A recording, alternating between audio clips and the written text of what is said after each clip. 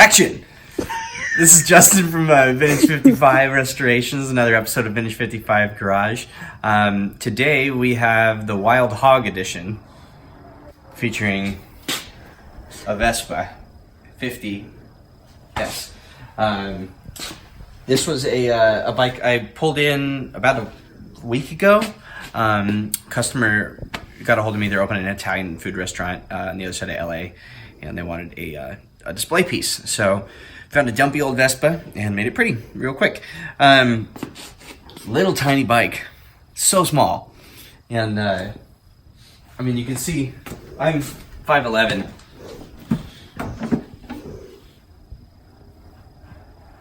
I'm bringing you the pizza. So that joke, poorly done, was to tell you that they're from Italy. Vespa. I don't know. Can you make Italian jokes? I don't know. Anyway, it's a 50cc special. As you can see from the logo, it says 50cc special. That means it's 50-inch engine. Little two-stroke single, and doesn't really have much to it. So they're not really super valuable in America, because they have a 30-mile-an-hour max speed, which, unless you live in San Francisco or New York, you're pretty much going to want to go faster than 30 miles an hour. In Europe, where they were first made, they're pretty much iconic, though. Obviously, London, Venice, Paris, there's a lot of traffic. It's very tight, so you don't get over 30 miles an hour very often. So these were very, very, very popular. They made them for a long time. This particular one, it's called a small frame. There was two different sizes, and there was also different size engines, but it was made 65, 66 is about what this year one is.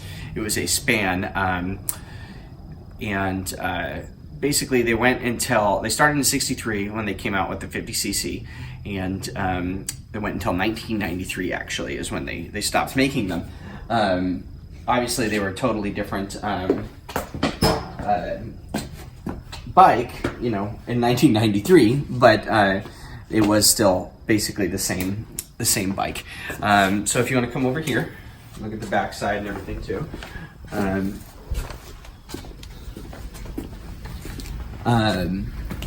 So you can see it's got basically a two-up seat, so you can haul two people on it if you really dare. The thing that made this so popular when they first started making these scooters was that the engine is all enclosed. Everything that's dirty and grimy is enclosed, and this was because motorcycles are seen as kind of garish and not very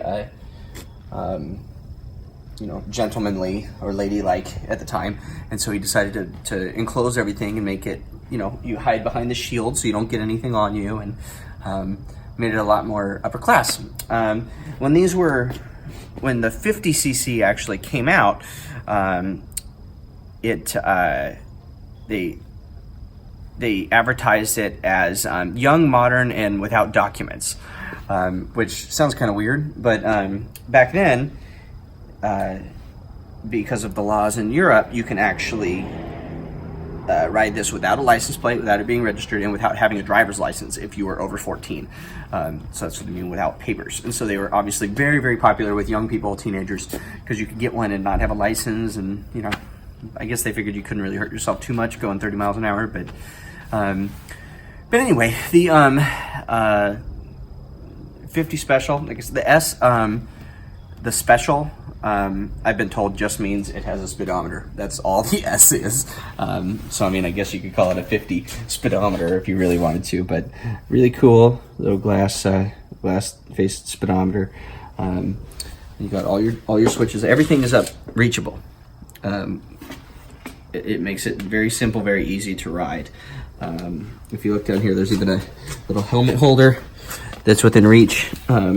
There's a little carry case that's underneath the seat. When it pops up, there's a little, basically like a little change thing, but you can put whatever in it. It would have had a spare mounted up against the bonnet like that. It actually did have a spare when I got it, but it's going to be going up on a wall, so we wanted to take as much weight off it as we could. But the spare would be mounted there. And you could lift the back and change the spare without a jack. You don't need one. Horn. This little emblem right here, I'll get to in a second. It says Piaggio.